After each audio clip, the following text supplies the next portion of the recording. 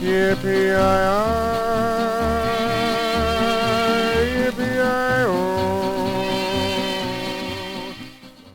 Hello, my fellow readers. My name is Greg, and this is Ghost Readers in the Sky. Today is Tuesday. It's Tag Tuesday. We'll be doing the Hitchhiker's Guide tag. This. Gareth at Book Songs and Other Magic, and Dave and Olive at Book Blather have been doing a live show called Is This Thing On?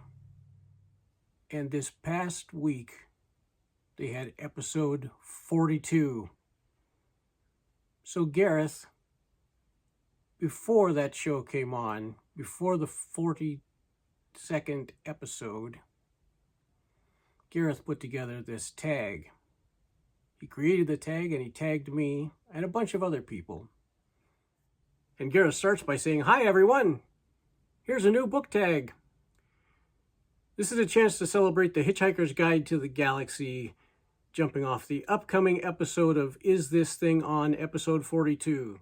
That's the fortnightly live show that I do with my mate Dave from Book Blather. Here are the prompts. Number 1, demolishing your house. What book would you look for first to save from the demolition? As far as the books I don't have anything of real financial value or even a lot of sentimental value.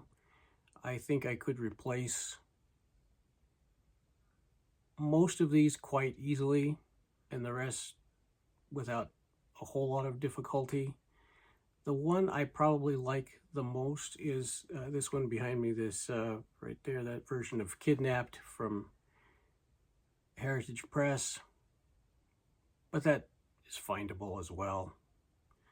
So I may not, there are probably other things I would worry about saving first before I saved books if my house was going to be demolished. Prompt number 2, Vogon Poetry. Quote a poet, a line of poetry, or a lyric that you love. What I've decided to do is to present the lyrics of the song, which the name of my channel is based on, a song called Ghost Riders in the Sky. And I'm going to read the song lyrics because some of you are not familiar with the song and some of you haven't gotten the pun that I put into my own book channel name. An old cowpoke went riding out one dark and windy day. Upon a ridge he rested as he went along his way. When all at once a mighty herd of red-eyed cows he saw plowing through the ragged skies and up the cloudy draw. Their brands were still on fire and their hooves were made of steel. Their horns were black and shiny and their hot breath he could feel. A bolt of fear went through him as they thundered through the sky, for he saw the riders coming hard, and he heard their mournful cry. Their faces gaunt, their eyes were blurred, their shirts all soaked with sweat. They're riding hard to catch that herd, but they ain't caught 'em yet. 'Cause they got to ride forever in that range up in the sky, on horses snorting fire. As they ride on, hear their cry. As the riders loped on by him, he heard one call his name. If you want to save your soul from hell, a-ridin' on our range, then cowboy, change your ways today. Or with us, you will ride trying to catch the devil's herd across these endless skies. Yippee-yi-yi, yippee-yi-yo. Ghost riders in the sky. Prompt 3. 42. The answer to life, the universe, and everything. What's the point? What's the meaning of life? I do not believe there is a universal meaning of life. I believe that it is up to each one of us to make our own meaning. And I hope that everyone's is centered somewhere around kindness and humanity and love for other people, love for other living things, love for our planet and our environment, in whatever that means. I hope it's about love and kindness and acceptance. I know that's not what everyone chooses, and I can judge whether I think someone's personal meaning is more right or more wrong, and I think that's fair to do of them for me as well, but I do not believe there is a universal meaning. So I think as part of what we do as humans is we struggle to find what is that meaning for me? And how do I surround myself with the people who share that meaning or have something very similar, and how can we work together to accomplish it? I certainly know a big part of my own meaning of life has focused around my immediate family and trying to create the kind of world in this household that is full of love and kindness and generosity and other things that I believe are positive for not only for our family but for our community, for our town, our state, our country, the world. Because I think that for me, the meaning of life starts at home. Prompt 4, it's radio beginning. What is your favorite memory in your experience as a listener to the radio?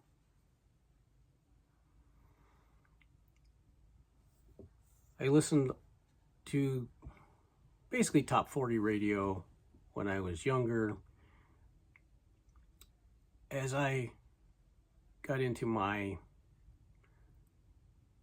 preteen, early teenage years, I started buying more music and listening to less radio and listening to more of my own record collection, especially as I got ways to play music in a car. My first car, we installed an 8-track player in the car so I could listen to 8 tracks as I drove around.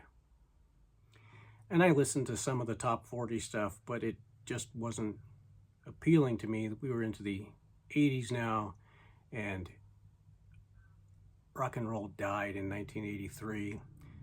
I listened to a lot of jazz. I was a jazz snob. And at that time in Boise, Idaho, home of Boise State University, still is, but Boise State University had a radio station, which today is an affiliate of NPR, but then it was just a college radio station, and they let people learn how to create radio shows and pretty much gave them free reign of what music to play. A lot of the shows were based on a specific genre, but a lot were just free form, and I had never heard of this station. And my cousin said to me, "Hey, Greg, have you ever listened to KBSU?" And I said, "No, I don't even know about it." And it was way to the left of the FM dial. we turned it on one evening during a blues show. I think the show was called Blues Deluxe. But the first song that I heard was by Mississippi John Hurt.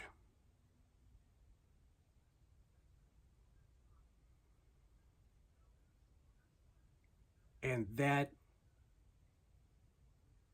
changed me. Hearing Mississippi John Hurt, who I had never heard of before, completely unfamiliar with that kind of country blues, it just changed my musical life. It opened up so much, and I began listening to this radio station. And I have always been, since then, a fan of locally funded radio, non-commercial radio where the DJs get to make their own playlists, and listening to community radio has really brought me such joy over these decades. And it's all because of one evening talking to my cousin in the early 1980s and hearing Mississippi John Hurt. Number 5, The Towel. What book or books would you pack for a holiday? I usually just take my phone and plan on audiobooks for a holiday. I'm probably going to do some book shopping if there's some place where books can be shopped for. For the most part, I figure I'm only going to be doing this, late in the evening or first thing in the morning, and audiobooks are going to be simpler. Number 6, The Infinite Improbability Drive. Name a fast read. And that is Robert Louis Stevenson's The Strange Case of Dr. Jekyll and Mr. Hyde. It's a fast read, not just due to the length. It is not a long book, but the pacing is just so perfect. And it starts off a little more slowly, but it gains in intensity and in the action, in the suspense, in the consequences as the mystery is unveiled, revealed. And I love that book. I've read it a lot of times. And it is a fast read that is pleasurable every single time. Prompt 7, Don't Panic. Name a book with great levels of tension or suspense. One that struck me in a surprising way that I read for the first time within the last year was Jack London's The Call of the Wild. Well, I had read it years and years ago as a kid, and I think in an abridged version. I'd forgotten how brutal that book was. I'd forgotten how much Buck, the dog who is the hero of Call of the Wild, how much he goes through in his, after being kidnapped, dog-napped, and sent from a cushy life in San Francisco up into the Klondike, and that the tension just builds and builds because Buck's life just isn't getting better. And I love that book so much. It's a book that children can read, but it's not a children's book by any means. It's a fantastic book that, if you like adventure stories, and if you like tension and suspense, you'll like Call of the Wild. Prompt number 8, TV and film adaptations. Pick a book to discuss where one or more TV or film adaptations have been made. Pick good and bad if it's relevant to the book. And I went in a different way because I want to talk about a couple of films that starred Humphrey Bogart. So a great film based on a great book that was very loyal to, the film was loyal to the book. It stayed very close to it. That's The Maltese Falcon, written by Dashiell Hammett. The film downplays some of the sex. It leaves out some of the details, but for the most part, it is the story that Dashiell Hammett wrote with very little change. And the way that the characters are portrayed, the actors just are perfect. It's really hard to read the book without seeing Humphrey Bogart as Sam Spade, without seeing Sidney Greenstreet. All of these actors just fit that role so perfectly. And I just thought that was very, very well done. One that I would like to see, so that was directed by John Huston, the film was. John Huston also directed Humphrey Bogart in Treasure of the Sierra Madre, which is based on a book by B. Traven. I have not read that book. The film is great, but I wonder how close John Huston's interpretation was to that book. I need to read that B. Traven book. Another Humphrey Bogart film based on a great book, based on a book by Ernest Hemingway. It's called To Have and Have Not, which is a really enjoyable book. I like Ernest Hemingway's book a lot. And the film is great. Humphrey Bogart and Lauren Bacall. But they have hardly anything to do with each other. There are oceans and boats and seaport towns. I'm not sure there's much else in common. Yeah, number 9, tag people. I will put some names down here. I know quite a few of my own book friends have done this tag already, but I'll add some people, and if I add you and you've done the tag, my apologies. You can do it again if you want. But if you're watching and you want to do this tag, feel free, just do it. If you don't have a BookTube channel, if you just want to jot the answers down yourself, put them in a paper in a mason jar, seal it, and put it under Funk and Wagnall's porch. Whatever you want to do. It's a fun tag. Gareth, thank you so much for putting this together and for tagging me. Thank you for watching.